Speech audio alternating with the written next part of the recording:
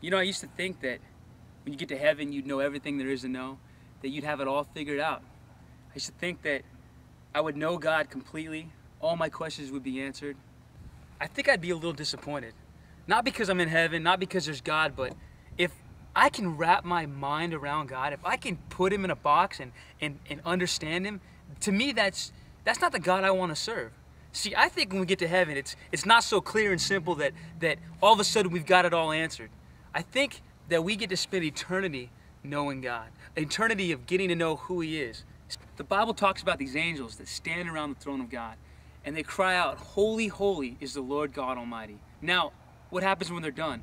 They say it again, "Holy, holy is the Lord God Almighty." See, I believe that's because the minute they say it, they get done, they finish saying their sentence, all of a sudden they get to see another part of God, something they hadn't seen before, a new thing. And so they say, "Holy, holy is the Lord God Almighty" again. And it's almost as if for the first time they're seeing it all over again. For the first time, that the "Holy, holy is the Lord God Almighty" isn't just some statement that they're making. It's a statement like it's fresh, it's new, the first time they've ever seen it. I think about my wife. You know, we're married for over 5 years, and I still feel like I don't know who she is.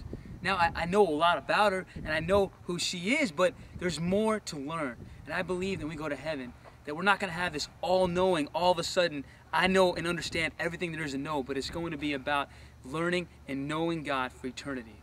Think about that. An eternity of getting to know God. That's the kind of God I want to serve.